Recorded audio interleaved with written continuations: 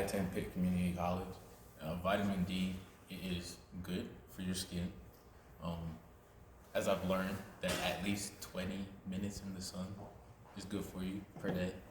And for people of the darker skin tone, it helps with for me, I say being in the sun, it helps with my skin and helps me be full of energy and get ready for the day. Okay.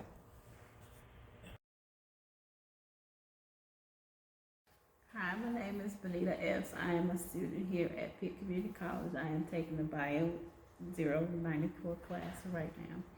I'm interested in getting into the nursing program, but vitamin D is very important to us as a cultural for our skin, for our bones, because as we get older, we have bone loss. So vitamin D is important for that. And also, some of us have thyroid issues, so vitamin D helps with that. And also, if you combine vitamin D with vitamin C helps to absorb the vitamin D within your system. So there's several other things that is good for you can mix vitamin D with. Wow. You know a lot. Yes. Oh, very, very good. I'm a CNA med tech over at Cypress Glen. I work in a memory care unit. Right. So I work with dementia patients. So a lot of the medicines we have to know what we're giving them, and some of them do take vitamin D. Okay. That's good to know. Yeah. See how the Bulldogs have it together. That's it. We are no junkyard dogs. We got it.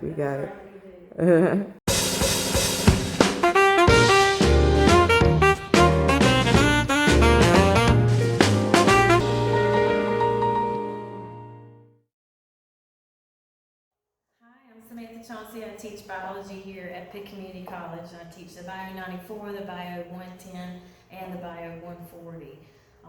This is really on my second semester teaching Bio 94, so I've been doing a lot of research as I'm teaching and trying to make sure I'm presenting it to the best of my ability, and I've really come across a lot of cool stuff about vitamin D. Our traditional lecture on vitamin D is just that, of course, it's made in two ways, and I'll just show you briefly that there's really only two ways to make vitamin D, and that's either through sunlight exposure, specifically UV radiation from the sun, or through our diet. And there are specific foods that give us vitamin D, plant-based foods, fish, eggs, milks, those types of things we know are rich in vitamin D. Leafy greens especially, they know vitamin D is really prevalent in spinach, collard greens, those types of things. But also we can supplement our diet with taking vitamin D supplements. But those are really the only ways to get vitamin D. And in Bio 94 we get into how it's made in the skin. And so the skin absorbs ultraviolet radiation from the sun. And then that basically is a whole physiological process to make vitamin D. But there's something in the skin that actually does block that. And that's called melanin, which is a protein in the skin made by cells called melanocytes. And that's really actually a good thing because it protects us from skin cancers, melanoma specifically. And so it's kind of a built-in sunblock for us. But of course, some people have more melanin than others. And the more melanin you have, the more UV radiation is blocked. And that UV radiation is needed to synthesize the vitamin D. And so we are seeing people who have darker skin pigmentations usually have vitamin D deficiencies. And actually, we all often have some vitamin D deficiency, especially in the winter, where we're getting less access to the sunlight. And right now, really with the way people are living and technology and different things, it's pretty common to have a vitamin D deficiency. And we're concerned about that because vitamin D actually impacts almost all parts of the body. Virtually all cells and tissues have vitamin D receptors. And so we used to focus, like I said, mostly on bone health, which is important, but we're now realizing through research that vitamin D is linked to all kinds of different physiological impacts. And so it impacts sleep. That's one of the leading research right now in sleep. And so we're seeing people really aren't being able to sleep if they have vitamin D deficiencies. They're not getting that good deep sleep, that restorative sleep that's really needed, where the body repairs itself, and we've got all kinds of immunity linked to sleep as well. Memory, concentration, and so like Benita was saying, we are treating Alzheimer's patients and dementia patients with vitamin D, and we do see deficiencies with virtually all of those patients in vitamin D. Your mood, and so it's linked to depression and mood swings when you have vitamin D deficiencies as well. Hair and skin, we're seeing disorders with the hair and skin, like eczema, what was it called, Benita? Alopecia. All of those things have been linked to vitamin D deficiencies as well. Immunity, all parts of immunity. And so whether it's autonomic immunity or it's acquired immunity, either way, vitamin D has a major role. And we're seeing that bacterial infections, viral infections, and now it's also been linked to COVID-19 infection. And people with vitamin D deficiencies are seeming like they get more sick with COVID-19, and so there's a lot of research going into that right now as well. Eye health, thyroid gland, your heart, so it's linked to hypertension and high blood pressure. Insulin, also the pancreas and insulin regulation, so it's linked to diabetes. Autoimmune disorders, even allergies, all kinds of things are linked to deficiencies in vitamin D. So it really looks like that vitamin D, and it's interesting because it is an essential vitamin, but technically it's more a hormone than it is a vitamin. And so a lot of people don't know that, but it's unique in that it can enter and cross the cell membrane and even enter into the nucleus where it directly impacts DNA. And so in that way, it's just critical. And the research I just wanted to point out is relatively new. A lot of this really didn't start to be focused on until about 2012, and we really started looking closely at vitamin D at that time. So we're seeing now that it really is critical for health. Wow. So that was good, right? And actually, it as you were talking about that, I started to think about how you say melanin blocks the sunlight, or what is necessary for vitamin D to absorb and all of that. And I thought about how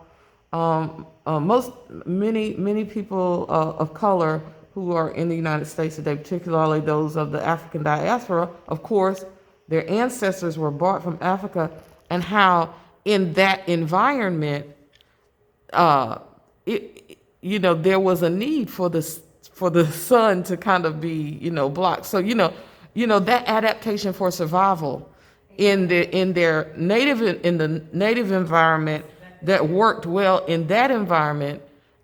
In this environment, it can create some disparities. That's exactly in regards to, exactly right, and Yeah. that's what we see. If you look at it, 35-degree latitude versus equatorial latitudes. Typically, people who evolved, I guess for lack of a better way to say that, along equatorial places have darker skin. And the purpose was to protect from the UV radiation, which can cause skin cancers and damage to your cells in general. And so they had more melanin. But since they had such increased sun exposure because of the latitude that they lived on, that they still got enough vitamin D. right. But today, with us moving around the way that we do and living in all the different habitats and also mixing our races, we are seeing those deficiencies more. But even today, still, we see vitamin D deficiencies are not as bad in the populations that live along the equator. One of the really interesting things with COVID-19 is that we're seeing that it's very low in Africa. And it's interesting because those people do have typically darker skin, a lot of them. And so we would think, well, maybe they have the vitamin D deficiencies and we're more prone to COVID-19, but that's not what we're seeing. So it looks like there's still enough sun exposure there that the vitamin D levels are high enough. But that's one of the hypotheses. We don't really know for sure why we're seeing less COVID-19 and less severe COVID-19 in Africa, but we are. And even here in the United States, in places like California and Arizona, typically we see vitamin D deficiencies increase in the winter. But in places like California and Arizona, where it really doesn't get cold, the weather, people are kind of outside all the time, we still see increases in sickness, including COVID-19, in the winter, then that would still be explained by the fact that the tilt of the Earth's axis decreases sun exposure, even in the winter in those places as well. Wow, that's interesting. You know, it really would be interesting to even think about perhaps how some of the things that exist in our environment and that we take into our body and all of that that are in part synthetic have in regards to the ability to kind of take in that vitamin D. Like, what does it do? Does it do those things prevent it? You know, I wonder if there have been any studies on, and I'm just thinking about this as we yesterday we saw a film, that little medicine thing, and the lady was talking about, Miss Emma Dupree was talking about something very poignant, struck me. She said, whatever you put into your body goes all over your body, searching. So it just makes me wonder if some of the things that we're putting in our body are also having an impact on how we're able to or not to take in that vitamin D. Absolutely.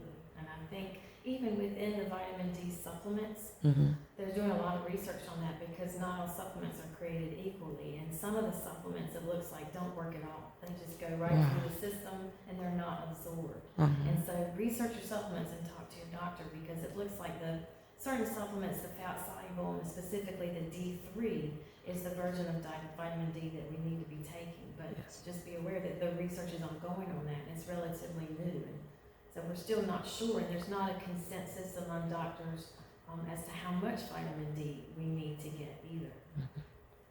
Wonderful. Well, thank you so much. I learned something here today, and I met some wonderful students. Aren't they awesome? They are awesome. They're awesome. All right.